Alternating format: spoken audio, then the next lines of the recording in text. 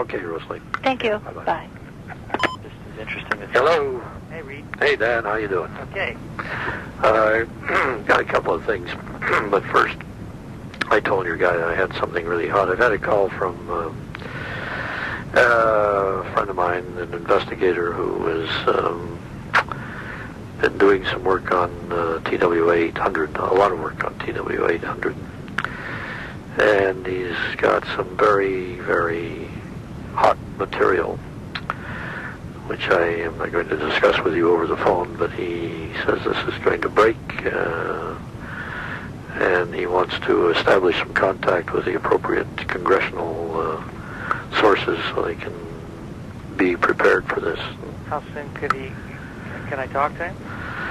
Yeah, he'd be willing to talk to you. I told him that, but there's one thing that I had to tell him that bothers me and that bothers him, and that's Dave Bossy. Well, he says he doesn't want this leaked in advance. Well, don't talk to Dave. Just talk to me. I'm not going to tell Dave anything. Yeah. Reed, listen, Dave. I know Dave has his shortcomings, but he has been told clearly that he's going to be fired if I find out there's any kind of a leak coming from any place around him. Yeah. And so, you know, I can't do anything about that unless he screws up. Yeah. But you know me, and we've talked for years, and if I tell you something, it's going to be the straight scoop, or I won't tell it to you. And I'm not going to violate your trust. Yeah. I promise. Well, okay. Well, that brings up another question. About Vince Foster? That brings up the question about Bob Novak. Well, let me just tell you, I had an interview with Novak, and anytime I'm talking to the media, even my good friend Bob Novak, I am not going to say that I'm going to reopen any investigation, the travel office or FBI or Vince Foster or anything. Now, that doesn't mean that I'm not going to look into things that I think are relevant and important, and I am going to do that. I told you that. But I'm not publicly going to get into the media's waiting for me to start that so they can rehash all the things I did, like when I took a .38 and had a policeman come out and see how far the sound would travel if somebody shot themselves in the head. But the reason I did that was because across the street was a Saudi. Yeah, well, sure. Look, I mean, but they tried to make it look like I was some kind of a nut. Well, and so what I'm trying to do, Reed, is make sure that we don't have that raise its ugly head again. You know, I talked about the semen in his shorts and sexual experience the day he died. Why would he do that? Well, they tried to make it look like I was insensitive to me. They're going to do everything they can to discredit me, and I've got to be very careful and selective in what I say and when I say it. Well, Dan, but if you tell me one thing one day and you tell Bob Novak something different, entirely different the next day, that makes me look like a real asshole. I'll have to tell you that. Hey, Reed, I didn't tell him anything any different. Well, you told him you weren't going to revisit this. No. What I said was that unless I have additional information that would lead me to believe that we ought to reopen any of the investigations, then I'm not going to do anything like that. Now, that doesn't mean, see, I'm going to be looking into all this to try to find out if there is additional information. But publicly, I'm not going to reopen the investigation unless I get something. There's no need to do it. Look, I gave you additional information last week. I Reed, and I'm going through it. And if that isn't that additional information that you didn't have before? I have not digested it yet. I've been trying to hire staff and get that done. But after I study that and go through it, if there's something there, as you say there is, and you and I've talked about it, that would shed new light on the thing, of course I'm going to explore it. Well, Dan, I don't want to get an argument with you, except I would say this, that you told me that you had no doubt yourself in your own mind that Foster's body has been moved. The evidence certainly indicates that. You don't need anything new above and beyond what is already available in the record to demonstrate that point. And if you're telling me that that knowledge is not enough to prompt you to investigate the Foster case, I'm very surprised. Reed, listen to me. I am going to look into every aspect of every one of these investigations. I'm going to go through all the files that Klinger had. I'm going to go through my files. I've got a deposition from the man that found his body. You know all that. But I'm not going to divulge how I'm going to conduct any of this until the proper time. And what I need is something to hang my hat on that will show there's additional information or evidence. All right. Now you got to do that in a very careful way. Otherwise, the liberal media is going to have a field day. And you know, I can't just go right off the bat and start. They're expecting me to do that. They're expecting me right off the bat to go start beating on the Foster issue. And I can't do that right off the bat. Just give me a little bit of time to go through this. Okay? Well, I've got to, you know, if I'm going to give you this other thing, Dan, I've got to be able to feel I've got to be able to trust you. And Look, you're really shaking me by what you've told me just now. What? What have I told you just now? Well, because it's the exact opposite of what you told me last week. Well, I didn't tell you anything different than this last week. I don't know what you got out of that conversation, but I'm being very clear. You told me you were going to investigate the Foster case, and I've been telling people that. I'm telling people that, and some of them say, "Oh, don't believe Dan Burton. He blows hot and cold, and he doesn't deliver." I don't blow hot and cold. I do what I say I'm going to do. And Reed, if you don't trust me, if you don't want to give me information, then don't do it. Well, I would not want you to violate your own confidence or your own conscience.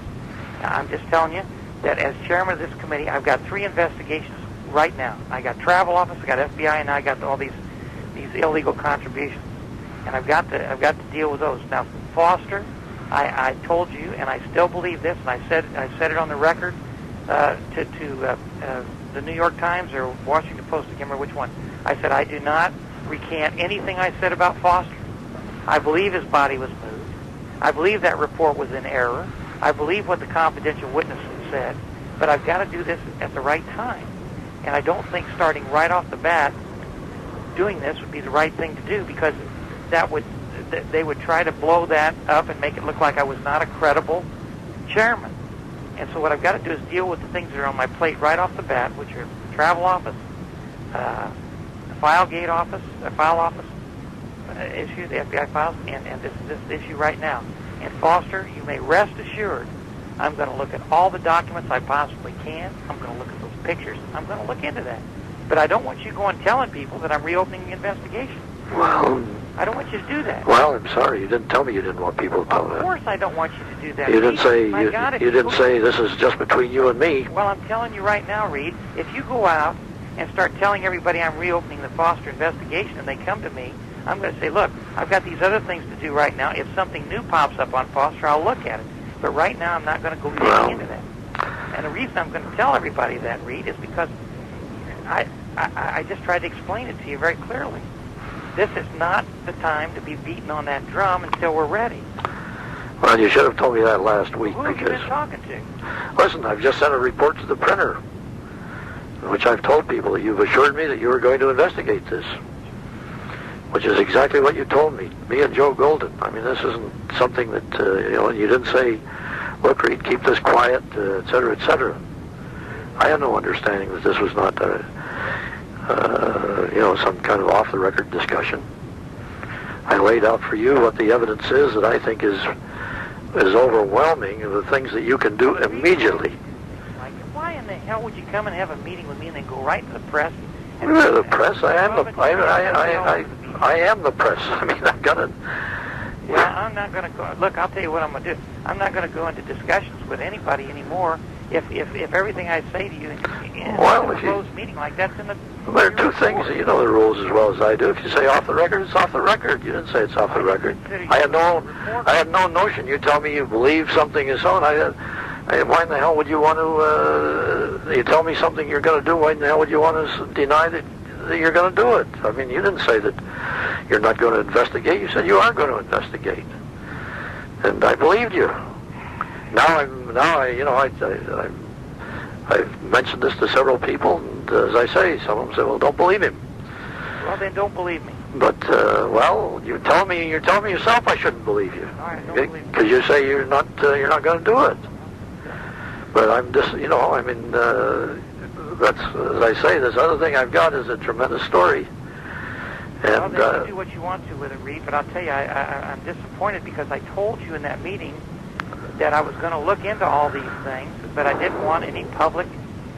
No, you didn't tell me you didn't want any public. You did not tell me that, Dan. You only listen to the things you want to listen to. You did not say you did not want any... You did not say this is off the record. You did not say don't tell anybody else this. Well, this is just between you and me. I took it as a discussion between 2 people that are interested in achieving the same objective, and that is breaking this case open. I thought that's what you wanted to do, and I gave you I gave you a memo, which I guess you haven't read. I have not read that yet. I've been too busy, Reed. I got to hire staff. I got 105 people I got to hire. I understand. My God, you guys come over and wanted to solve all the problems the first day I become chairman. No, we're trying to help you. I spent a lot of time laying out for you exactly what you could do the first week you're over there, and that is get the Secret Service guys to tell you what in the hell the memos, what they got, and expose the lies that have been told. And you're not going to be made to look like a horse's ass doing that, because the facts are there. The fact is that there was a story in the Washington Times yesterday about, did you read that story by Ambrose in the Times yesterday? No, I have not. Front page, Ambrose Evans Pritchard, about David Watkins and his wife, both saying that they were informed of Foster's death long before the White House said they were. Front page of the Washington Times yesterday. Well, I'll get a copy of it and take a look at it. And this is something you're making a big mistake in my view. If you say, well, gee, the media are going to jump all over me, I can't do anything, because they're going to hit me. They're going to hit you anytime. All right. And I've been dealing with these guys for a long time. I mean, you've got to be courageous, and you've got to have the guts to do it. That's why I gave you those. You're not the chairman of the committee. You've got to let me run my committee. I know, but I'm telling you. Don't be a wimp. That's all. Jesus Christ. Don't be a wimp and let the media bamboozle you. I mean, that's. Well, I'm not going to be a wimp with anybody, and that includes you. I don't like you doing this. Well, don't like me. It bothers me. Don't like me doing what? Well, you know, we have a meeting, and you immediately print a report and start telling what I'm going to do in the committee. For Christ's sake, you don't do that. Listen, Dan, if you didn't want to be known, you shouldn't have said it. Or you should have said, look, this is confidential, don't tell anybody. You didn't do that. There's no need talking any further. I'll review the stuff that you gave me, and I'll take a look at that Washington Times article. By all means, I urge you to do that, and we'll see what we can do about this other guy. Okay, when are you going to be back in town? I won't be back in town until after the first of the year. If you want to talk to me, or if you want to before that, just give me a call. Okay. Thanks. There you go.